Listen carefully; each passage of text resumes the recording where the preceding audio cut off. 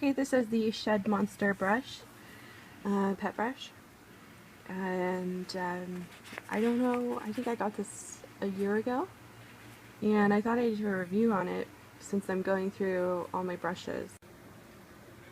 So the ShedMonster, in my opinion, works a lot better on Frisco's coat because it's longer than it does on Candy. Candy's coat, I don't even think it's worth demonstrating because it doesn't work at all. Sorry. What are you doing? He says, oh, now I like the ShedMonster. Shh, Frisky, you're such a tease. He says, oh, brush me, brush me. But then I brush him and he runs away and freaks out. Okay, so anyways, I just want to read you what it says online about the ShedMonster. So the ShedMonster works on both short and long coats to remove loose fur while gently carving through knots and tangles. Sorry. While providing a soothing massage that pets just love. The secret is the ShedMonster's specially designed rounded edges. You can see there. It's this and this part. Rounded edges. That safely glide through the undercoat to remove shedding fur without causing painful brush burns or irritation like other shedding tools. Oh look, it's a banana. So one of the reasons why I think Frisco hates being brushed is because he has sensitive skin, and I always prefer the wire slicker brush, which I'm gonna have a video on soon if you're interested. I have a few different slicker brushes. And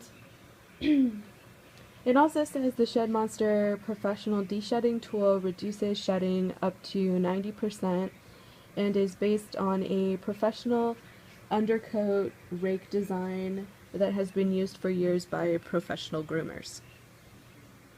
So I will now demonstrate on Frisco, the ShedMonster. And just want to say that the ShedMonster will usually run you about $15, at least on Amazon. I got mine at a pet store and it's probably around $15. Okay, Frisky. So when you're brushing your cat or maybe your dog, I've never tried this on a dog, so I'm not really sure about dogs, but when I'm brushing Frisco, I know that the ShedMonster is going to pull up fur when it kind of feels like it's caught in the brush. You can just kind of feel it, like as you're brushing, it kind of stops and you can just feel the hair collecting in the brush. It's hard to explain until you actually experience it. I'm trying to distract him with treats so I can show you guys. So you start at the top and then you just kind of move along. So there's some fur that was caught. My fur! There you can see it. It's lighter color because it is catching his undercoat.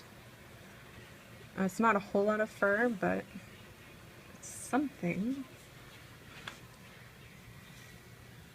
Whoops!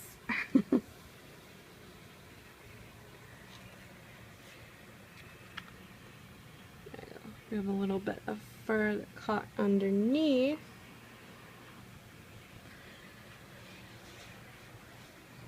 Frisco! Yeah, you're gonna brush. Come here.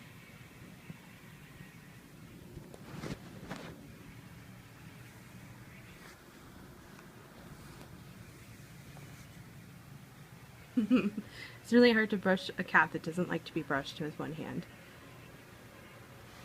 So obviously I didn't brush him very well or very much, but it works pretty well. If your cat is shedding, I'm not saying this brush doesn't work, but I wouldn't really recommend it because I do think there are other de-shedding tools out there that are a little bit more effective. I don't know if they're as nice to the skin as maybe this one is. I am going to brush Frisco off camera and then show you what the amount of fur that I got off of him is.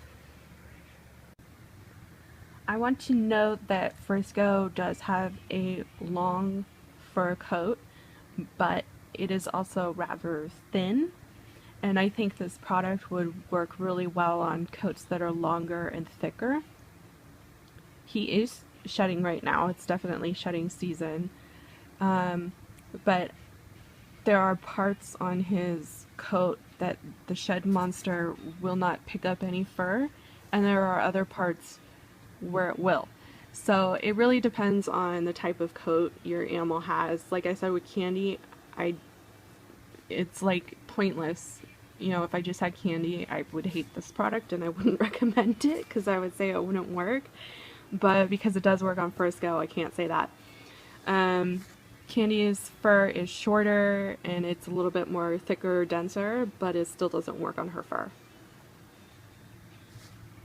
This is the amount of fur that I got off of him. I didn't do it for very long, probably about a minute or two.